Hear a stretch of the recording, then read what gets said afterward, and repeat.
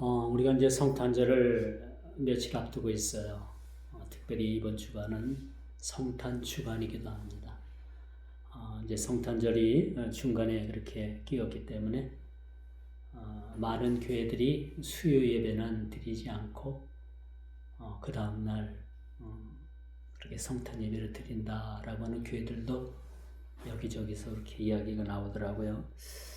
어쨌거나 이번 주간은 우리가 성탄 그런 주간을 통해서 주님께서 아기 예수님으로 이 땅에 오신 목적이 무엇이며 그 오신 그 아기 예수님을 우리가 다시 한번 그 2000년 전에 그런 시간으로 되돌아가서 그 아기 예수님을 어떻게 우리가 축하를 드릴 수 있을까, 그런 생각을 갖게 해요. 어제 손주에게 성탄절 선물을 사라고 현금을 그렇게 보내줬어요. 그래서 아이들은 성탄절 하면 아무래도 마음이 좀 들뜨잖아요. 그렇죠?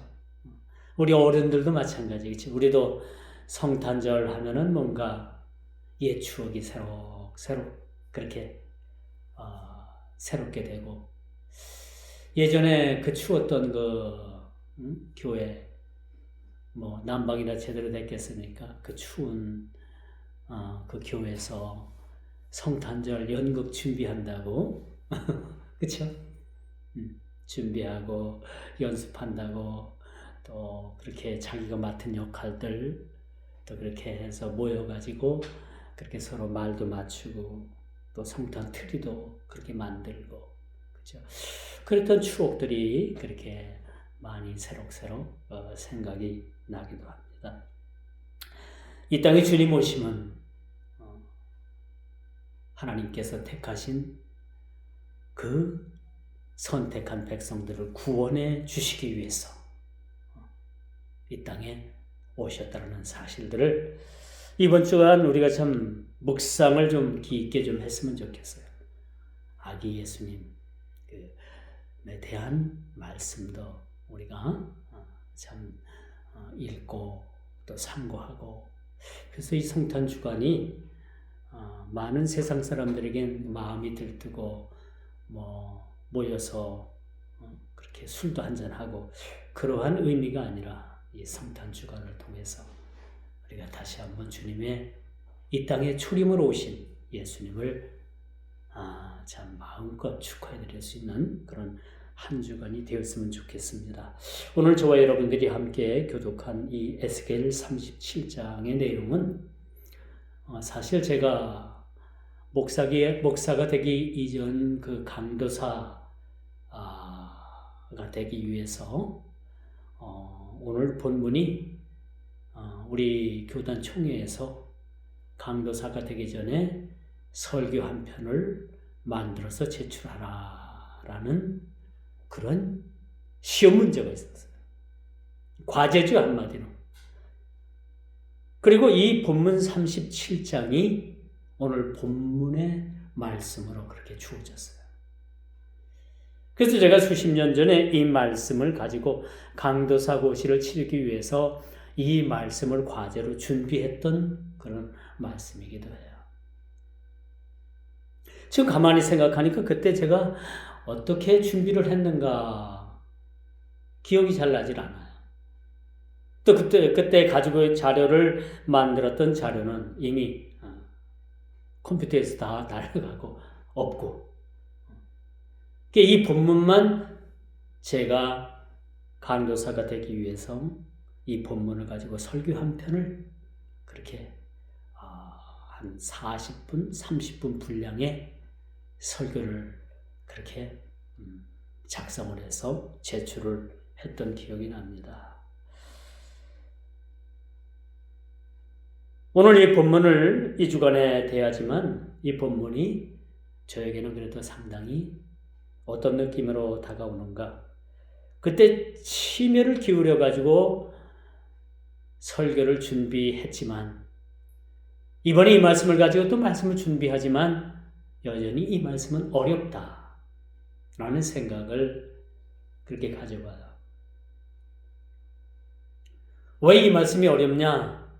이 말씀을 1차원적인 얘기도 아니고 2차원적인 얘기도 아니고 3차원적인 얘기도 아니에요. 다시 말씀드려서 이 말씀은 4차원 영적 세계를 그렇게 말해주고 있는 거예요. 그렇기 때문에 이 말씀이 어려운 거예요. 에스겔 선지자에게 하나님께서 하루아침 말씀하시잖아요. 그 골짜기에 무수한 뼈들이 있는데 그 선지자에게 뭐라고 하나님께서 말씀하시느냐? 봐라. 내 눈으로 보는 이 뼈들이, 이 수많은 쌓여있는 뼈들이 과연 살 수가 있겠느냐? 그런 물음인 거예요.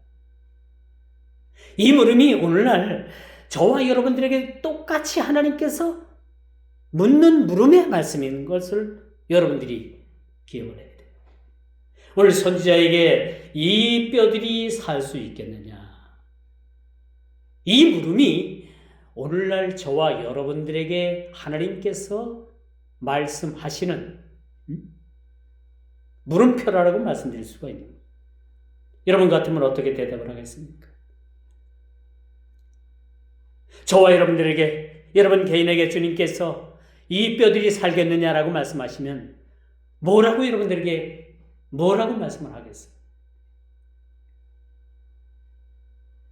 베드로가 예수님께서 물으셨을 때 주께서 아시나이다. 근데 오늘 선지자도 똑같이 하나님께서 이렇게 물으셨을 때 이에 대한 물음은, 이에 대한 해답은 하나님께서 아십니다. 이게 뭔 말이에요? 자기는 잘 모르겠다는 거예요. 나는 잘 모르겠다는 겁니다. 자, 우리 생각해봐요. 의학적으로나 과학적으로나 이 마른 뼈들이 말라서 완전히 썩어가는 이 뼈들이 살 수 있겠어요? 의학적으로나 과학적으로나 우리가 일반 상식으로 한번 생각해봐요. 살 수가 없죠. 불가능한 겁니다. 근데 왜 하나님께서 이 뼈들이 살겠느냐라고 그렇게 말씀하시고 왜 그렇게 물어보셨을까? 라는 것에 대해서 우리가 관점을 맞출 필요가 있다는 거죠. 그렇기 때문에 3차원 세계 얘기하는 것도 아니고 4차원적인 영적 세계를 그렇게 말해주고 있는 거예요. 마른 뼈의 이 환생은 이스라엘의 영적 상태를 나타냅니다. 놀랍죠? 이 뼈들이 살 수 있겠느냐? 이 마른 막대기와 같은, 죽어서 이제 시체가 된 이 마른 막대기를 바라보면서 이것이 살 수 있겠느냐? 이 물음은 이스라엘 백성들의 영적 상태를 말해줍니다. 이스라엘 백성들의 영적 상태가 이와 같이 마른 뼈같이, 마른 막대기와 같은 생명이 없는 그런 모습이 너희의 모습이라 라고 말해주고 있는 거예요. 자, 그렇다면 이 말씀을 가지고 우리 자신들을 한번 생각해봐요. 내 자신이 지금 영적으로 마른 뼈 같은가? 마른 막대기와 같은가? 과연 그렇다면 나의 영적 상태는 지금 어느 상황인가? 어떤 상태인가라는 것을 우리가 한번 생각해 봐야 된다는 거예요.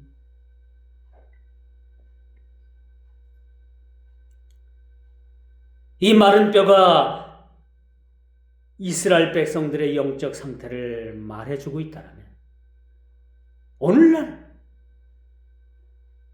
이 마른 뼈가 저와 여러분들의 신앙의 영적 상태는 아닌지 한번 되돌아보는 것이 이 시간 은혜라는 거죠. 그렇죠? 되돌아볼 수 있다는 거, 생각해 볼 수 있다는 거, 나 자신을 되돌아볼 수 있다는 거, 이건 매우 중요한 사실이라는 것을 우리가 알게 되는 거죠. 이 마른 뼈는요, 이 마른 뼈가 다시 환생을 하고 마른 뼈가 이 죽음을 극복한 이 새 생명으로서 신비적인 사건을 하나님께서 그렇게 허락하실 텐데 이 뼈가 과연 살겠느냐? 다시 살겠느냐? 라는 물음인 거예요. 우리가 구속사적인 관점에서 보면요, 최초의 죽음, 즉 주님은 사망 권세를 이기시고 승리하신 분이 바로 주님이셔요. 그렇기 때문에 주님을 믿는 우리는 하나님의 이 물음의 말씀에 뭐라고 대답을 해야 돼요? Yes. 주께서 아시나이다? 이건 아니야. 여호와 하나님께서 아시나이다? 아니야. 뭐라고 대답을 해야 돼? Yes. 능히 주께서 이 마른 뼈들을 살릴 줄을 내가 아나이다. 주께서 아시나이다가 아니라 내가 아나이다라고 그렇게 고백을 해야 되는 것이 온전한 신앙의 고백이라는 사실을 우리는 놓쳐서는 안 되는 겁니다. 인간은요, 이 죽음 앞에서 가장 큰 공포심을 느끼게 되는 거예요. 그렇죠? 병원에 가서 수술을 하고 여러 번 죽을 고비를 넘겨도요, 막상 인간은 가장 두려운 때가 언제냐? 언제인 것 같아요? 내가 이제 죽어갈 때. 그때 가장 두려움을 사실은 느끼는 거죠. 이 죽음 앞에서는요, 죽음 앞에서 왜 우리가 두렵고 공포를 느낄 수밖에 없느냐? 선택의 길이 놓여 있기 때문에 그런 거예요. 선택. 우리가 물건 하나를 사더라도 여러 번 그 물건에 대해서 그렇죠? 보고 또 보고 이게 온전한 물건인가를 보고 그렇죠? 그런데 이제 우리가 죽음 앞에서 하나님 앞에 설 때는 선택의 기로에 놓여 있는 거예요. 마귀의 손을 잡을 것인가? 천사의 손을 잡을 것인가? 여러분, 어떻습니까? 두렵죠? 그래서 우리가 죽음 앞에서는 항상 두려움을 갖게 되는 거예요. 오늘 본문은 말씀으로 다시 한번 돌아가 봐요. 마른 뼈의 환생을 이야기해 주고 있어요. 과연 이 마른 뼈들이 살겠느냐? 이것이 오늘 본문의 논점입니다. 다른 거 없어요. 이게 살겠느냐는 얘기야.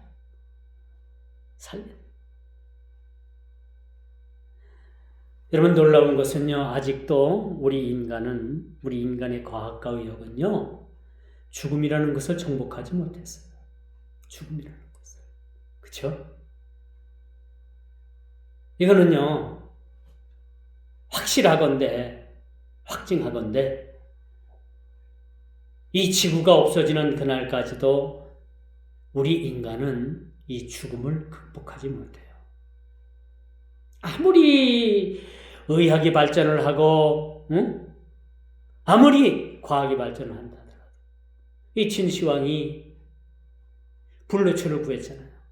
영원히 살고 싶어서, 죽지 않고 싶어서. 근데 불로초를 구해서 못 구했어요. 세상에는 불로초가 없습니다.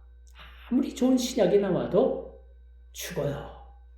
때가 되면 죽습니다. 얼마 전에 중국에서 공산당 그 무슨 대회를 승전절을 했다고 하나요? 거기 그 러시아의 푸시 아저씨, 북한의 그 김모모, 또 중국의 모모씨,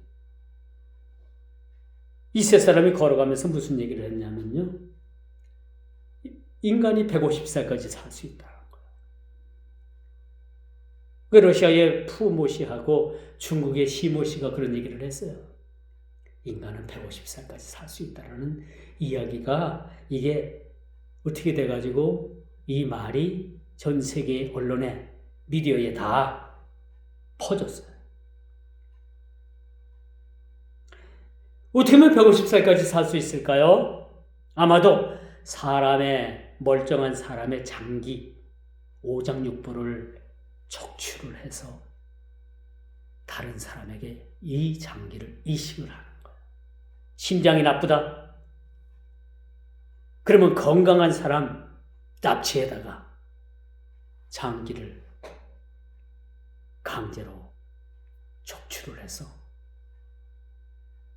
이 필요한 사람에게 이것은 이식을 하는 거예요.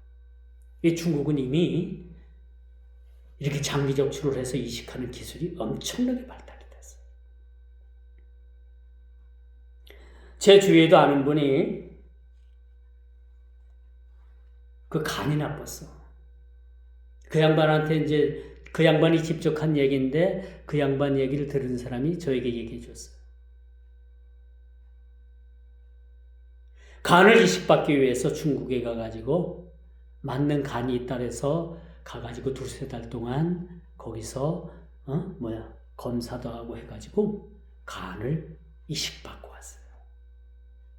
근데 그 간 이식하는데 얼마 들었냐면 억대가 들었대.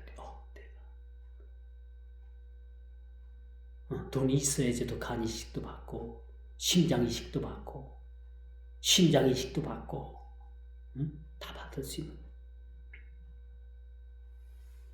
그쪽에 그 나라에서는 이것이 일상화되어 있는 거예요. 뭐 언론에 드러나진 않겠죠. 암암리에 그렇게 한다는 거예요. 우리나라 어때요? 장기 기증자가 있을 때 그것도 대기 순번이 많아가지고 몇 년이 걸리고 그거 기다리다 죽는 사람들도 많이 있어요.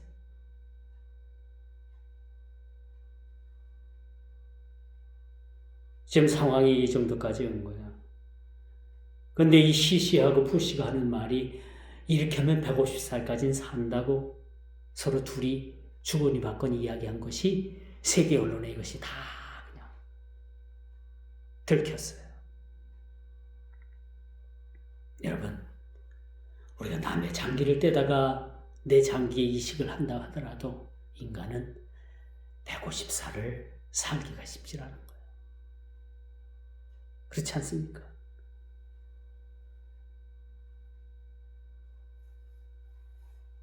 이처럼 오늘 본문의 말씀 하나님께서 에스겔 선지자에게 이렇게 말씀하신 이 물음, 과연 마른 뼈가 다시 살 수 있겠느냐라는 이 말씀을 우리는 주목해 볼 필요가 있다는 거예요.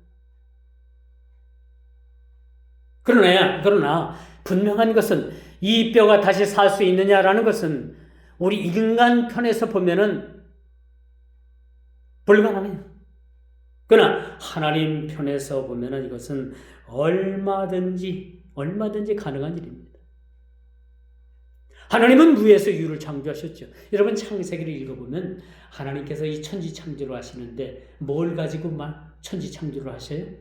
뭘 가지고? 큰 공장을 만들어가지고 그렇게 온 우주를 만들고 천지 창조를 하고 각종 식물, 각종 생물, 짐승, 사람을 만들던 거예요? 아니죠. 큰 공장 지었다는 소리가 없어요. 하나님은 말씀으로 이 세상을 지으신 거예요. 하나님께서 말씀하심으로 말미암아 무에서 하나님은 유를 창조하시는 분이라는 것을 우리가 깨닫게 돼요. 그러므로 이처럼 말라 비틀어진 그 사가 없어질 이 뼈들에 대해서 하나님께서 말씀하시는 거예요. 왜? 하나님께서는 하나님의 능력으로 능히 이 뼈들을 살릴 수 있기 때문에 하나님의 입장에서는 이 뼈들이 살 수 있다는 것이 100% 우리가 믿어지지만은 우리 편에서 보면 아니오시다. 글쎄요. 그렇죠? 의심 많은 도마처럼 글쎄요. 의심할 수밖에 없는 것. 그러므로 하나님께서 일하신, 하나님께서 역사하시고 하나님께서 말씀을 통해서 조명하시는 일은요, 우리 인간의 상식을 뛰어넘습니다. 우리 인간의 뇌로, 우리 얄팍한 인간의 지식으로 하나님을 판단해서는 안 되는 거예요. 우리 상식으로 하나님을 판단한다. 이건 상당한 넌센스입니다. 하나님은 그 이상으로 뛰어넘는 그런 탁월하시며 상상을 초월하시는 분이시다. 그래서 하나님은요, 시공을 초월해서 존재하고 계십니다. 하나님은 영이시기 때문에 우리는 이 시간 안에 갇혀 있어요. 그렇죠? 그리고 우리 또 이 공간 안에 갇혀 있습니다. 그러나 하나님은 이 시간과 공간의 제약을 받는 분이 아니시죠. 이 시간과 공간을 훨씬 뛰어넘는 그런 분이시기 때문에 모든 일을 행하시기에 부족함이 없는 그런 하나님이시라는 것을 우리가 알게 되는 거죠.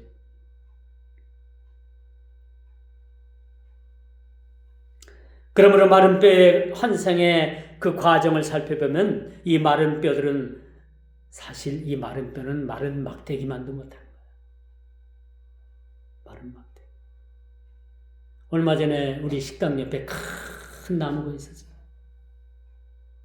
이걸 어떻게 베어낼까 고민하다가 그 나무 껍질을 뺏겨가지고 그 나무가 작년인가 언제 고사를 했어요.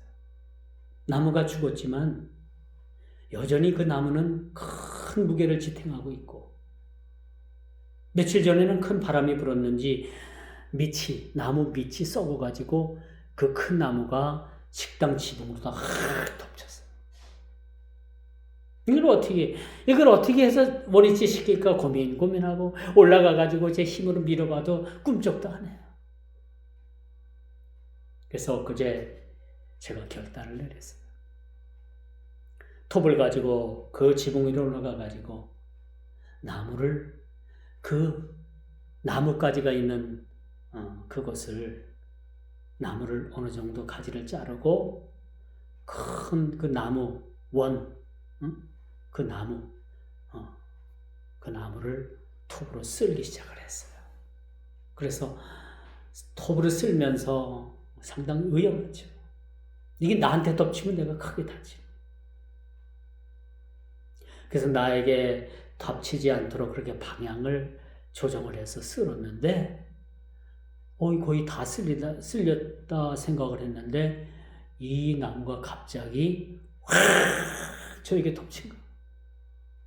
저는 무방비 상태죠. 톱 하나 들고 있는데 아찔한 거예요. 아찔해. 이거 뭐 깔리면 그냥 최소한 병원에 가야 될 것 같더라고요. 근데 다행히 그 전주대에서 내려오는 전선이 그 큰 나무, 제가 그 우회를 잘랐다고 했잖아요. 여러분 궁금하면 식당문 그 창문 열고 이렇게 내다보세요. 얼마나 큰 나무인가.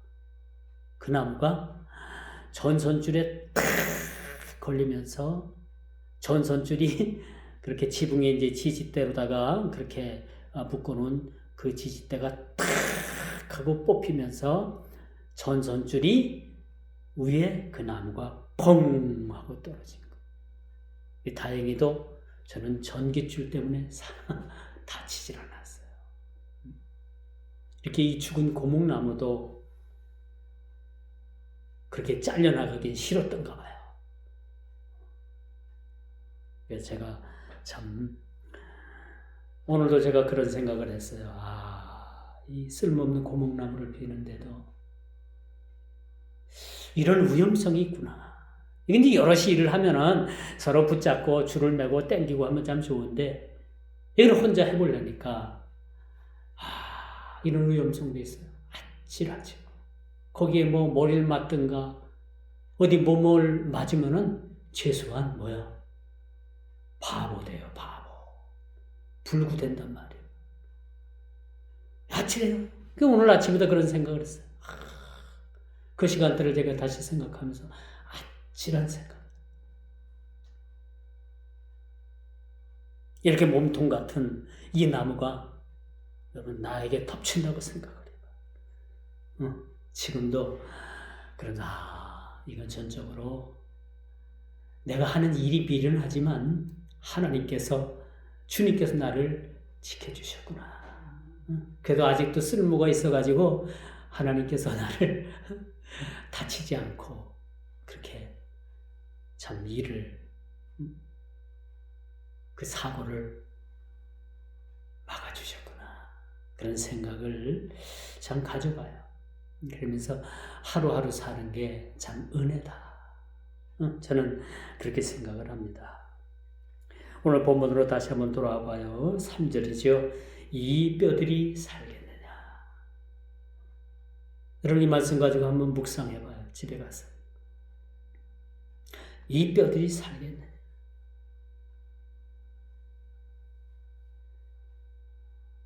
이건 인간의 편에서 하나님께서 우리들에게 말씀하시는 그 말씀이지만은 우리 인간의 한계성을 하나님께서 미리 알고 계시는 거예요.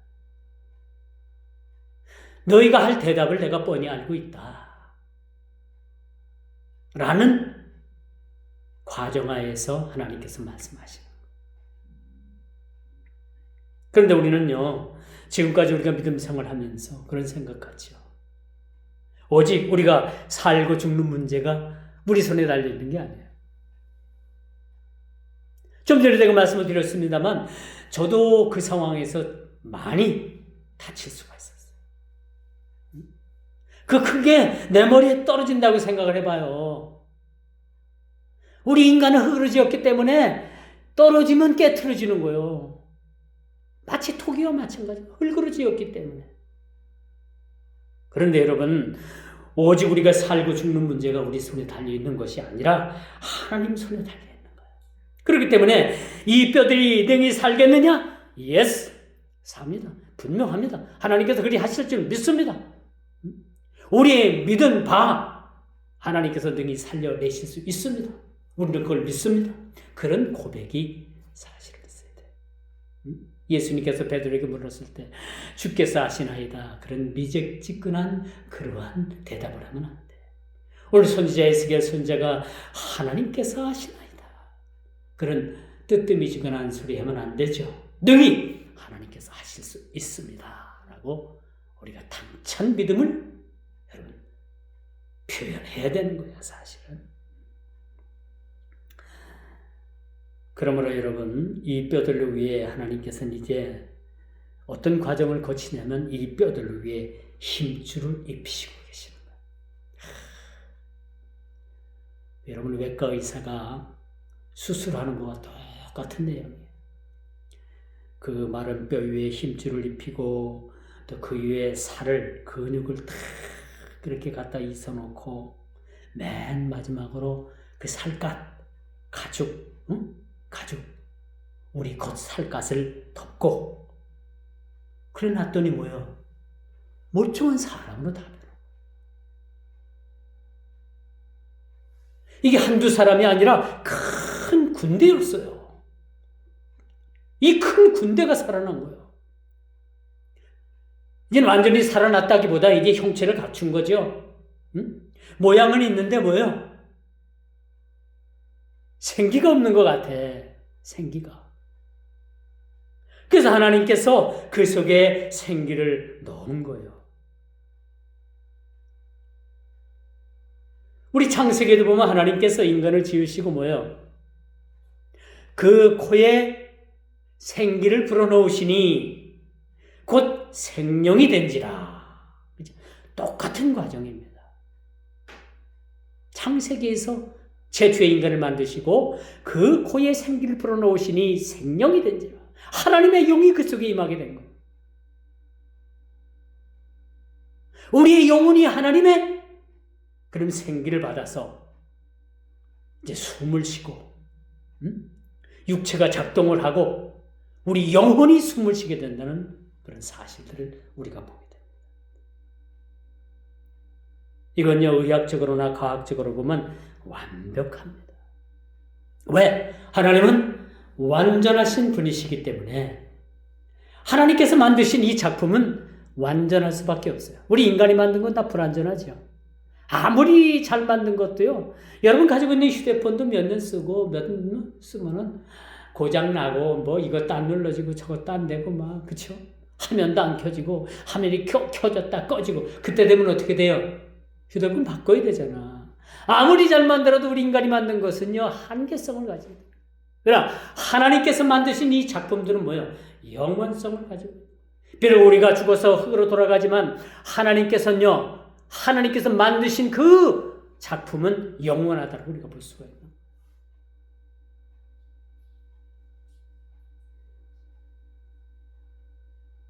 출애굽기 15장 26절에 보니까 제가 좀 말씀을 조금 이렇게 요약해서 말씀을 드릴게요.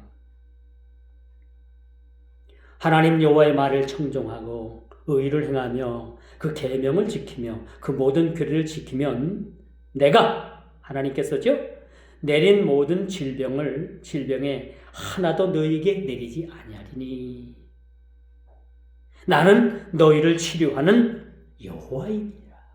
치료하시는 분이래요. 그러면 우리의 상처를 싸매주고 깨매주고 그쵸?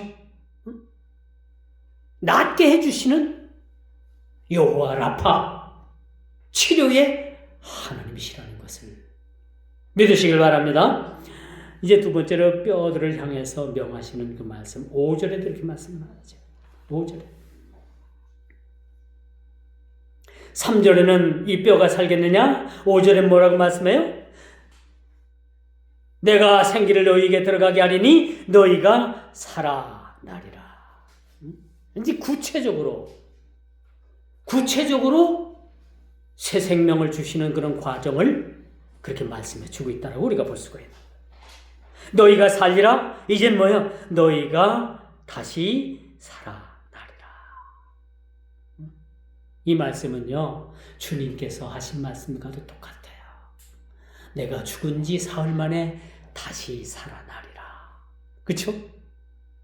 주님께서도 이렇게 말씀하셨어요. 우리 주님은요 그분의 구속 경륜 가운데 우리를 살리셨어요. 그리고 그 영원한 생명을 우리에게 선물로 주셨습니다. 허허, 주님의 은혜입니다. 그렇죠? 주님의 은혜인 거야.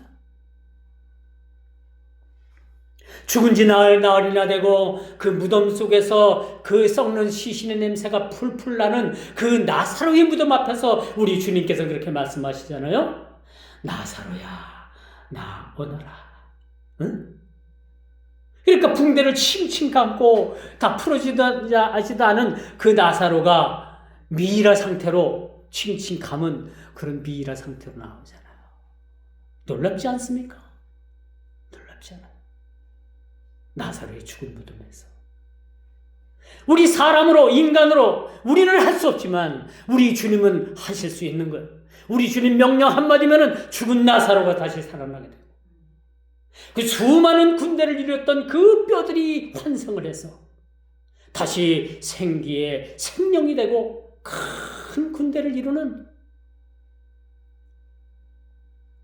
다시 그렇게 사는 역사가 일어나게 되는 거예요.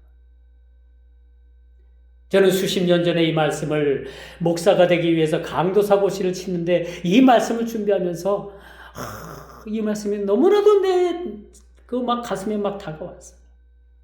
그 전엔 읽을 때는 이런 감동이 없었는데 이걸 과제를 준비하면서 여러 가지 문헌도 찾고 주석도 찾고 여러 사람들 설교한 걸 이렇게 내용도 보고 하니까 이게 막 감동으로 막 몰려와.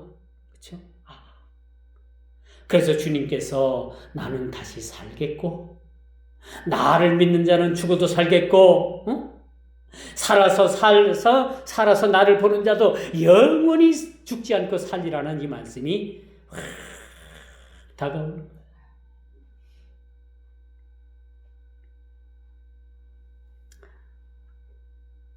이제 마지막으로 여러분 이렇게 마른 뼈에 힘줄이 생기고 그 위에 근육이 얹혀지고 겉에 살갗이 씌워지고 코에 생기를 불어넣었으니까 생명이 된 다음에 어떤 역사가 일어났느냐. 큰 군대를 이루는 한두 사람이 아닌 거예요. 그 골짜기에 수많은 군대들이 다시 살아났다는 거예요. 다시 살아난. 내가 명을 쫓아 대언하니 이 대언할 때에 소리가 나고 움직이더니 이 뼈 저 뼈가 들어맞아서 뼈들이 서로 연락하더라. 어떤 주석가들은요, 이 뼈들에 이렇게 서로 맞고 틀어맞고 연락하는 걸 보고 장대한 울림이다. 그 세계에서 가장 유명한 그 오케스트라의 그 협조보다도 더 환상적인 그런 아름다운 곡조와 같은 그런 웅장한 장대한 울림소리가 그 계곡의 그 골짜기에서 퍼져나갔다라고 그렇게 어떤 주석가들은 그렇게 해석을 하더라고요. 또 어떤 주석가들은요, 마치 하나님의 나팔 소리와 같다라는 그러한 비유로 그렇게 해석을 하기도 하더라고요.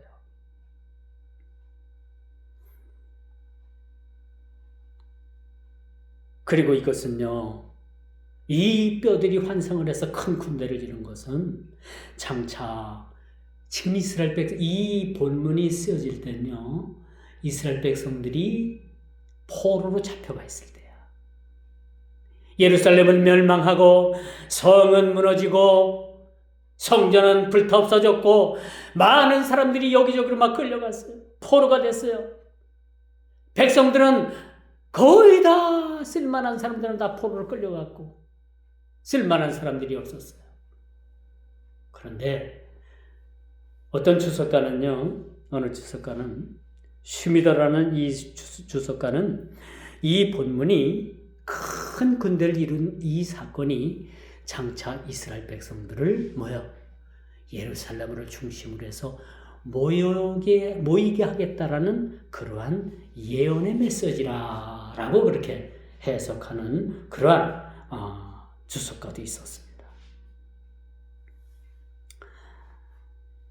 이처럼 하나님께서는 외적인 형태만 갖춘 뼈들에게 생명을 부여하시고는 말이에요. 마치 죽어서 마른 막대기와 같은 살았으나 살아있지 못하는 그런 죽은 영혼들을 위해서, 원래 이 죽어가는 그런 많은 영혼들을 위해서 우리 주님께서는 이 말씀을 주고 계신다는 거죠. 육체는 가지고 있으나 영혼이 죽은 심령들을 새롭게 하기 위해서 예수를 믿는다고 하지만은 그 능력을 부인하고 그 능력을 따라 살지 못하고 그저 껍질만 있는 경건의 모양은 있으나 경건의 능력을 부인하는 자들이 있는데, 그렇죠? 이런 자들이 돌아와야 되는 거예요.